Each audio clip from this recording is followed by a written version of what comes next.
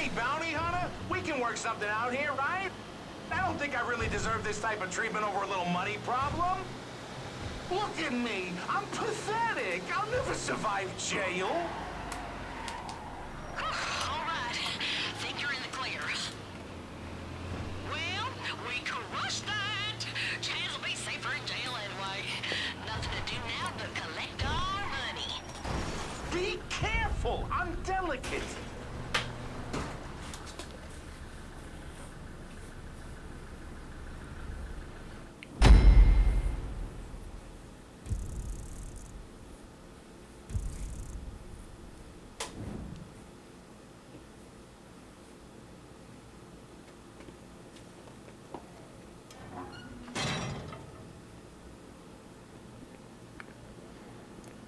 Alright, what's up guys? We're back in another video. Back with some more bottom dollar bounties.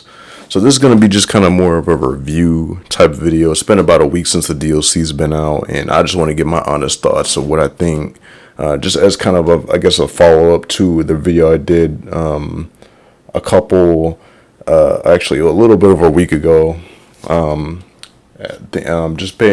Basically kind of going over if it was gonna suck, if it's good, whatever, what I think about it. I've been playing it for about a week now.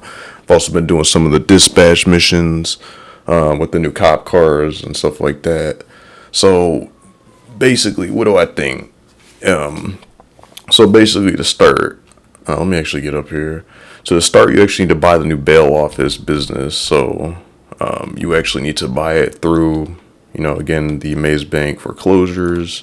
And then obviously there's a new thing, bail offices. And there's 5 you can choose from. Obviously one in Paleto Bay, the one that nobody should buy, the cheap one.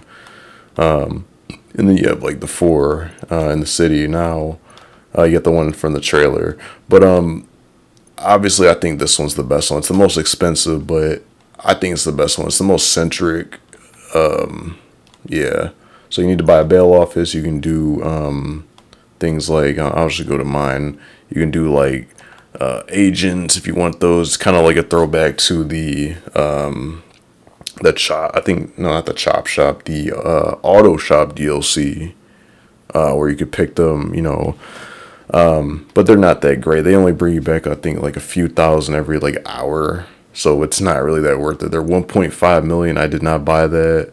I just got the personal quarters gun locker. You don't really need that. Armor plating for the van. All that type of stuff. I think max price is like what, a little over 4 million, maybe 5 million. So yeah, but it depends on your location, but that's the max you can spend on that. And then once you get it, this is what it looks like. This is just how I set it up.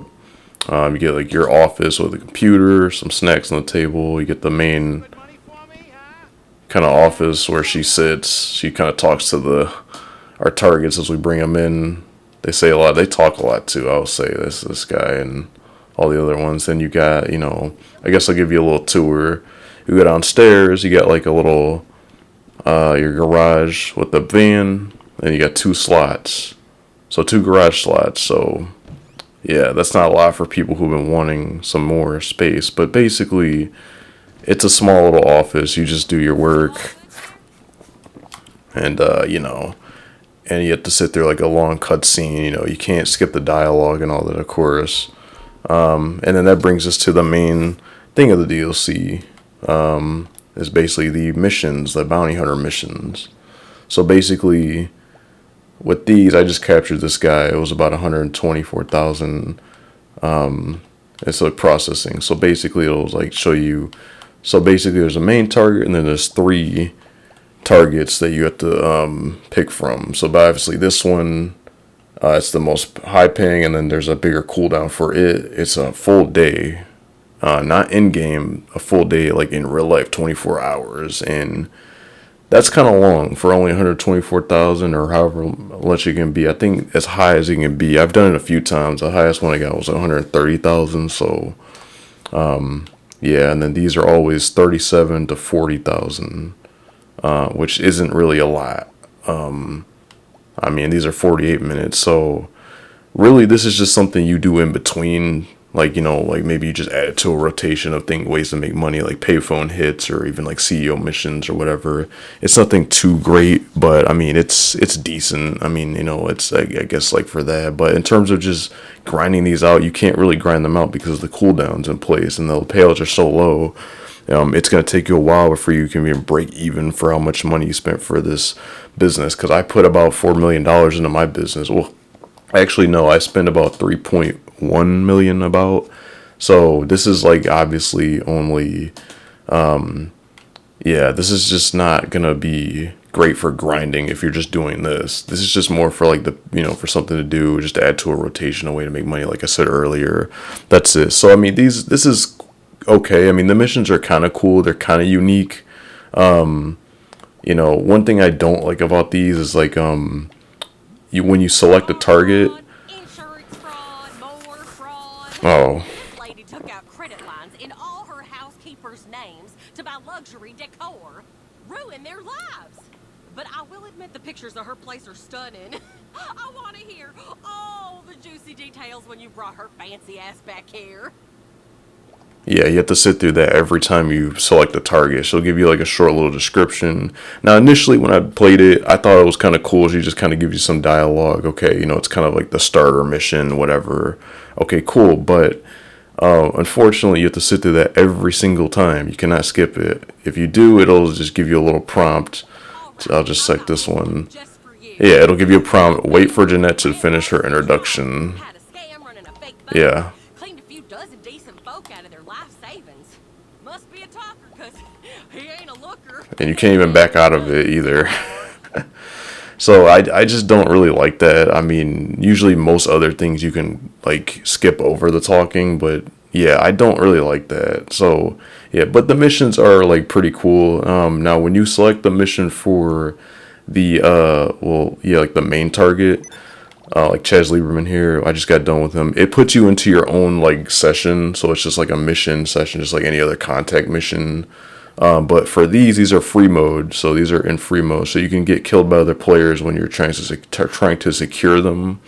So yeah, so oppressors can still come after you and all that. So it's not really that worth it to do in like a public session where people are gonna mess with you.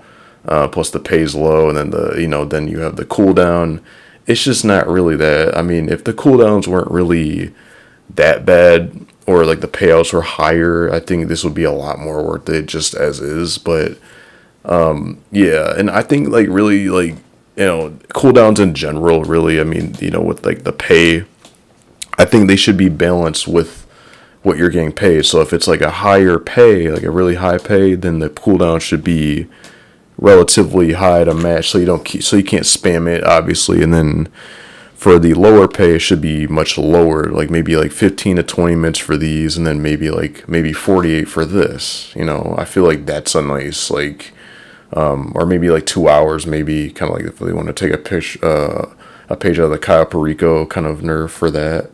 But that's way like better than 24 hours. I just think that that's a bit much. So yeah, and plus I think this is more for like role play. I think this whole DLC, even with like the police dispatch missions, they're more for like role playing and stuff like that. That's all that's really for. I mean, if for people who want to like, you know, like again, this is just something for you to do. It's nothing really crazy like that.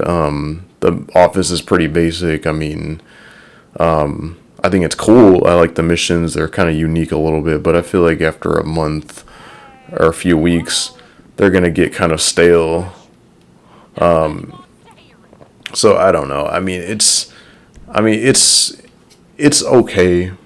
It's okay. I mean, you know, it's all right.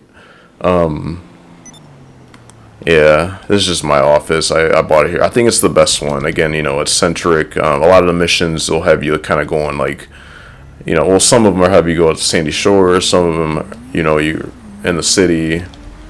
It's pretty centric overall. So I think it's the best one. And then also, yeah, and that's the rear entrance.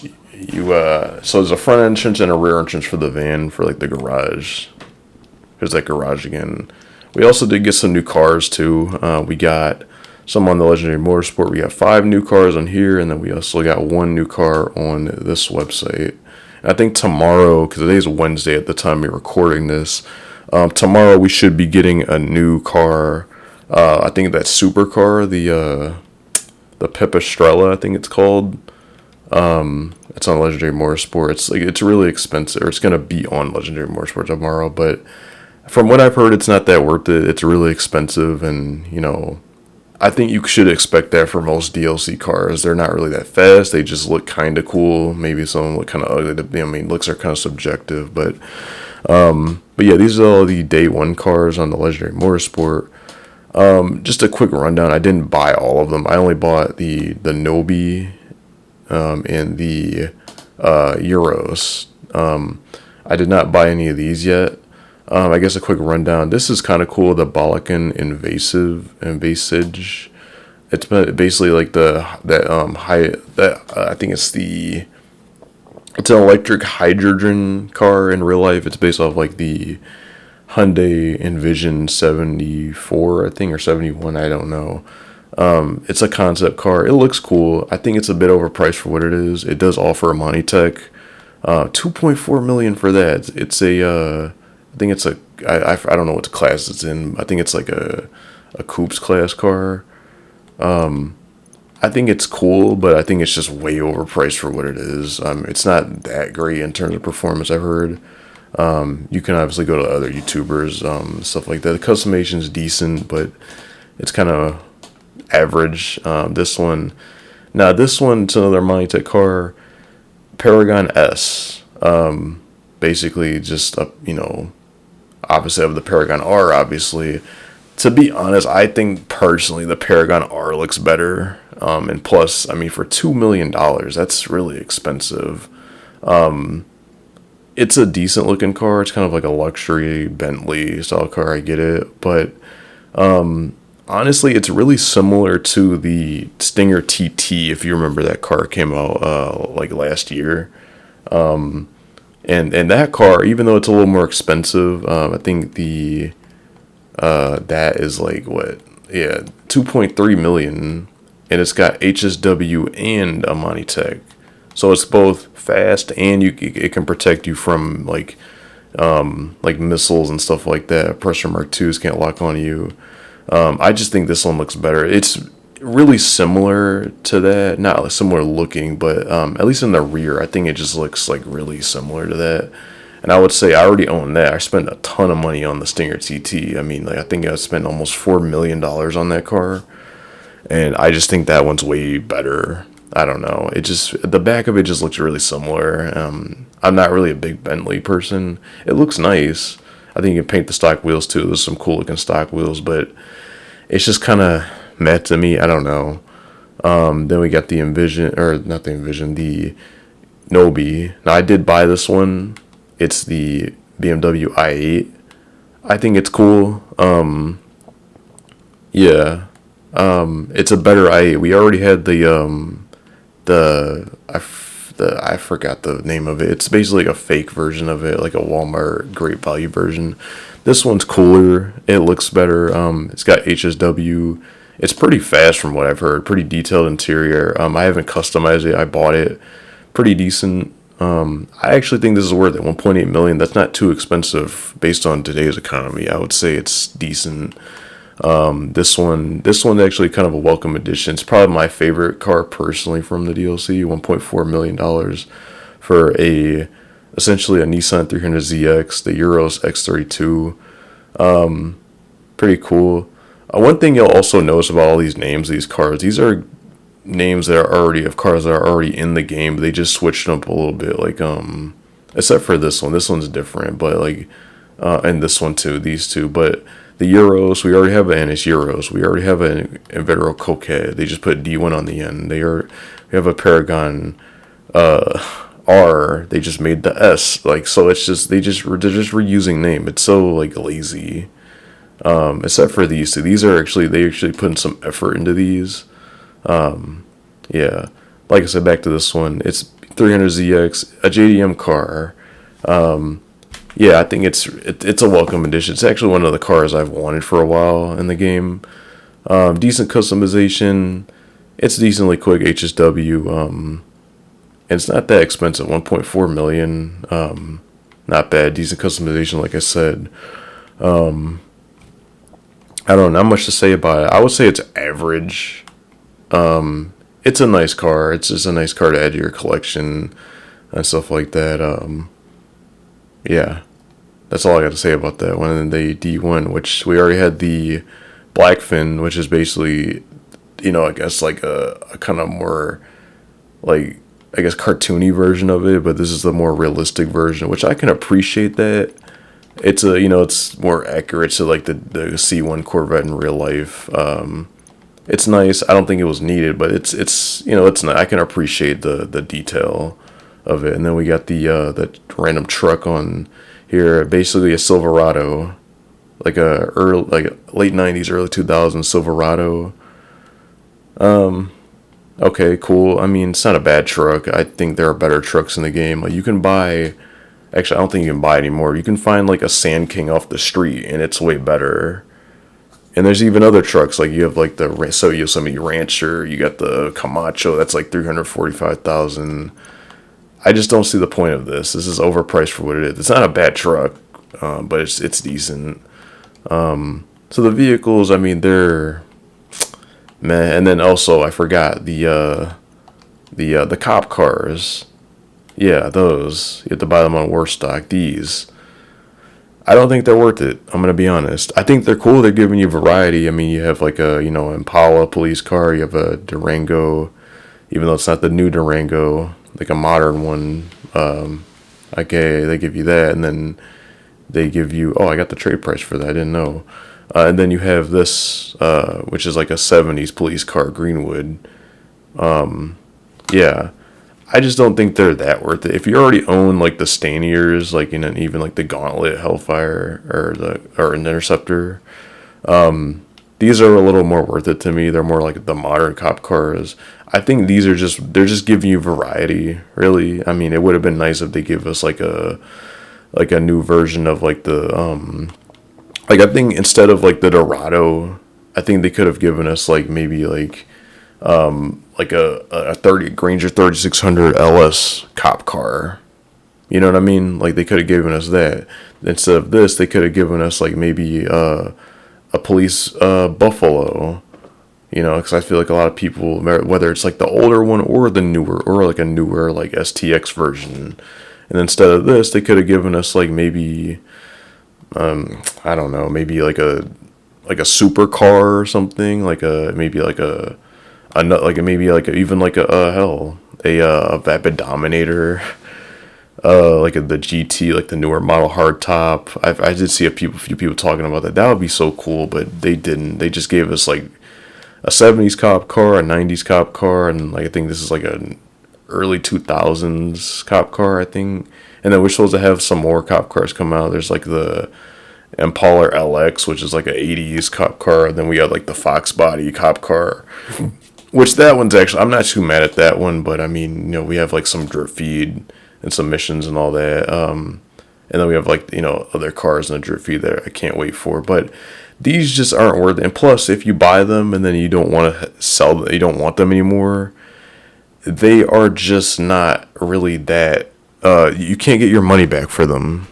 You can't get your money back. So, yeah, good luck with that. Like, you can't. The sale value is 0. I think after the update, or after this update, obviously, when these are added, these you cannot sell. Now that goes for all cop cars. Like, if you buy them like after the update's been installed, any of them will sell for 0. But if you bought, let's say, the Gauntlet, like me, like I bought the Gauntlet before this update, I've owned it before the update, I can still get money back for it. So if you bought, these are the only ones prior to the update. If you bought like any of the Staniers or even like the Gauntlet, I'm not sure about this one right here, the Park Ranger. I would assume it applies to that because it has signers on it. It's kind of a cop car, but not really. But you could actually get your money back, but now you can't. And I'm gonna assume it's the same thing for that the LX, Impala LX Cruiser. Yeah, I'm gonna assume that too. So yeah, they kind of screw you up, but they're not worth it. That, at least to me. I mean, I think if you have this one, I mean, that kind of beats all these. Personally, I just don't see them as that worth it. And then you have this one, I guess. It's fast. You can, let me see, you can change the color of it. Yeah, that's about it. You can't, I thought there would have been some cooler customization. You could put armor on it. You can do that on the website, or if you don't do it on the website, you can do it in here. And you can change the color. That's it. Yeah. So, I mean,